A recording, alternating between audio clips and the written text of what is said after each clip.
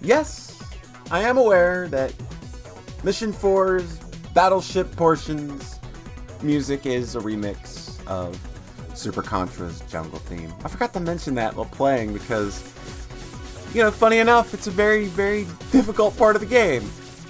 Hello again, Internet Every Peoples, and welcome to another fine installment of Let's Play Neo Contra. We have finished the initial 4 stages of the game, and we are about to head into what is the beginning of the end game, Mission 5. This is gonna be rough. This is where the game starts playing for keeps. It is not gonna be easy. I'm probably gonna be playing a lot more defensively than I normally would, but we're just gonna go ahead and get things kicked off and going. Let's go kick some fucking alien ass. What do you say? We've not really seen that many of them in this game so far. And there's your alien. Definitely got some aliens now. For a Contra game, though there have been quite a few alien-like designs. Well, rip that dude. There have been quite a few alien designs over the course of this game.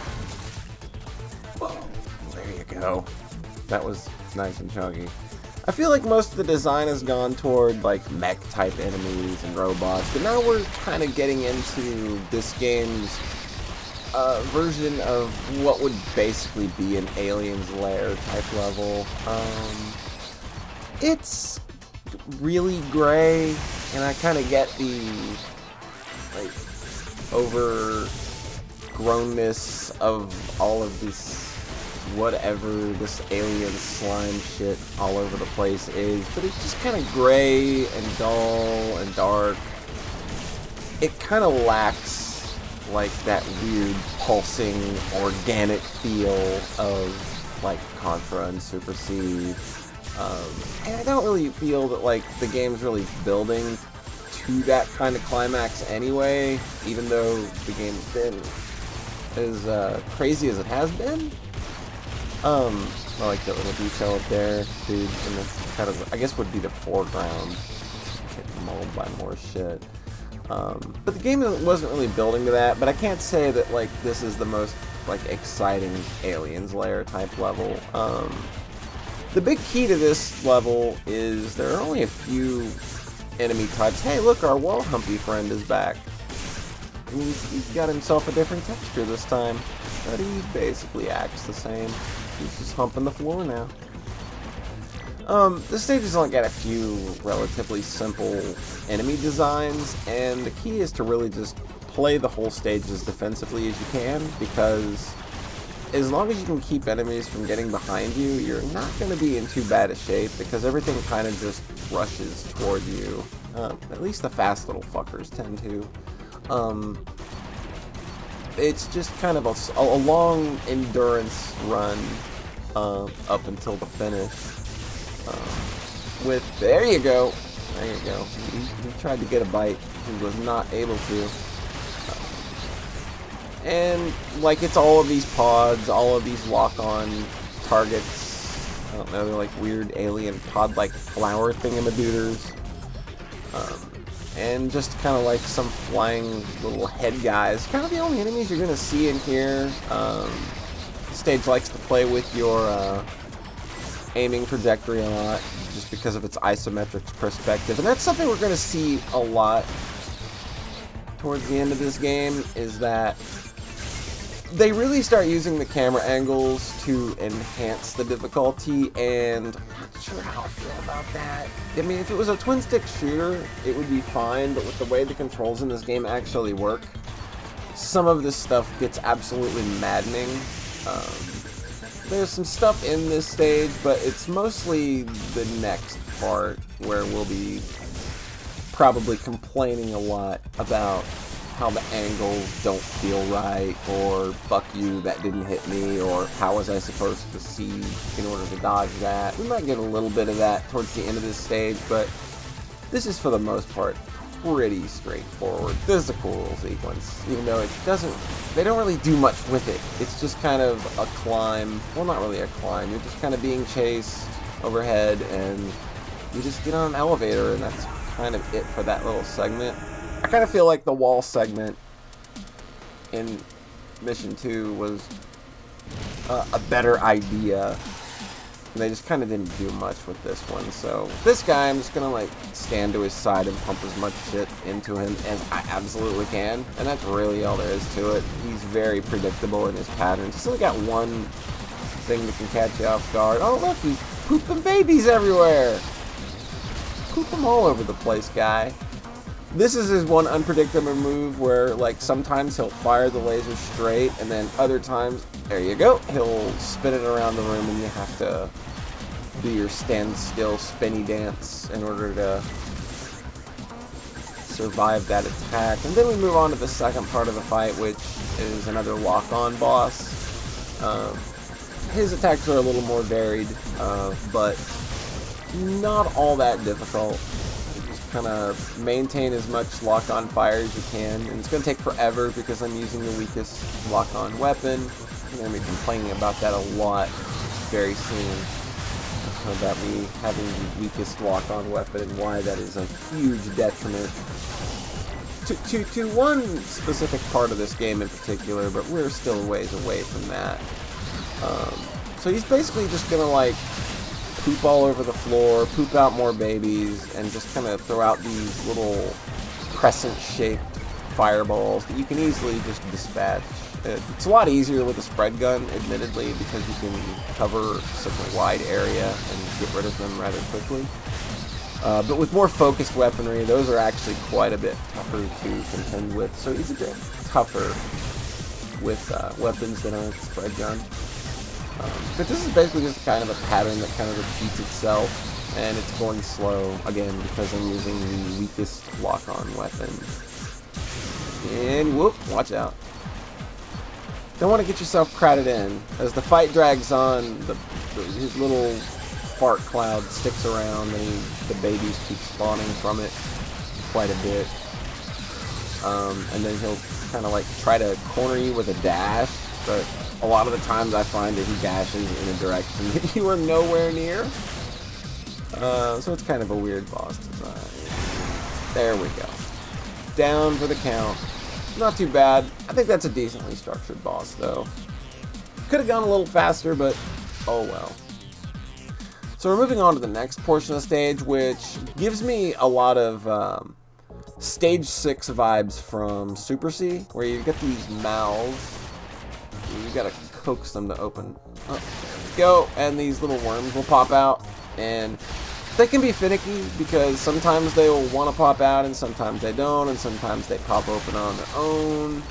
And as usual, we're going for hit rate, so we've got to take out all of them, which kind of probably makes this look way more tedious than it is, but it's still kind of fun because now you've got to contend with a lot of these crawly guys, kind of like they have a lot more room to kind of get behind you and make things a lot tougher. There we go. Back out, back out. There we go. But you just kind of like keep watching your back a bit, and like when you're making a retreat, make sure it's clear. You should be good.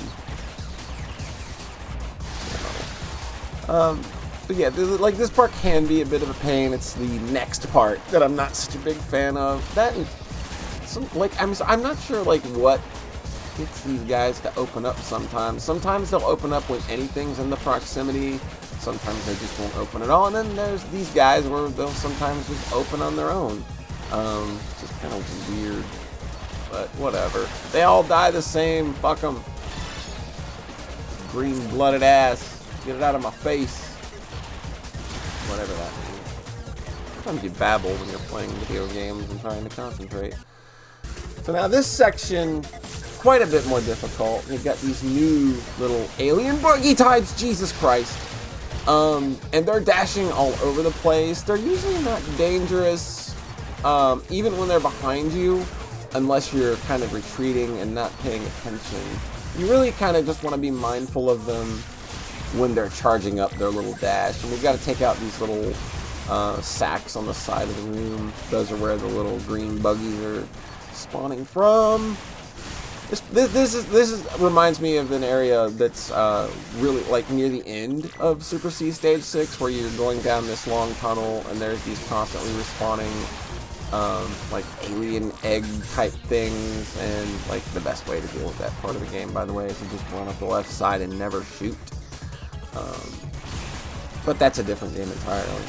We'll take this out, and I think that's all of them.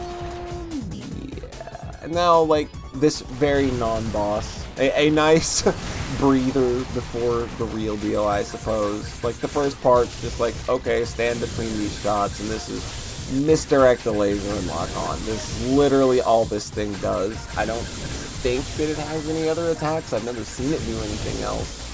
Let's just dance back and forth here. And it's just kind of like, it feels like a nice cooldown before we jump into the real deal, which is this game's version of Red Falcon, and I'm not really all that impressed. It's just kind of goofy. He's just a big old thing in a jar with just some pods roaming around, and this is a fight that can get a little out of hand because everything here kind of just happens at random. Like whenever these pods touch down is randomized. Wherever he's opening his force field in the middle is randomized. What direction those lasers trailing around the room are gonna go is randomized. So you kind of just gotta be watching every single direction. And it's just even more of a pain when you're going for as high a hit rate as possible. But yeah, like, this is kind of just not a super impressive Red Falcon fight, in my opinion. It's got some cool ideas, and I also think this is a part of the game where, like, the perspective makes it harder than it should be. Like, I'm trying to get this guy, but, like, getting up there near the top of the room feels like it would just make it way harder to dodge any bullet spam, so being at the bottom of the screen feels preferable. Are you gonna die now, please? Okay. Thank you very much. Nope, there's one still left over here. Oh, would you just come down here, you piece of crap. There we go. So now that we've eliminated all of those, we can focus on the main of contention, which would be the boss itself, which he should open up any moment here. You should just drop the force field entirely. Yeah, here we go. And then dodge through that, and then just pump as much lead as you can into him. And this will force us into the second part of the fight, which I hate with a passion, because it's just so hard to keep track of everything going on. If I get through this part without dying once, I'll be very surprised. I typically always take it down here because this is a lot like the plant Contra boss, in that he's just going to be moving around. There's going to be a lot of moving things, and it's hard to keep track of it all. And then there's bullet spam every fucking where. You can destroy the little spiky balls, but Jesus Christ, it's pretty difficult to do. Yeah, there we go. I figured we'd eat one there, but I'm just gonna go up here and plug in full of shots and finish it anyway. Just use the iframes and fuck it. And that's Red Falcon. Not all that impressed. Think you could have done better. More goofy than anything. So that is the end of Mission 5, and I'm going to end this episode without advancing past this screen. I'm going to do a little emulator pause here, and because after this, we're going to be diving right into what will be the finale, which starts with a lengthy cutscene that you are not going to want to miss, because despite the fact that, you know, I think that we've seen the craziest stuff that gameplay-wise this game's going to do, this game's story is not done being real fucking stupid, and I think you're gonna wanna check that out when we come back for the next episode, which will be the finale. Thanks again for watching, and I hope you had a good time, and catch you next time.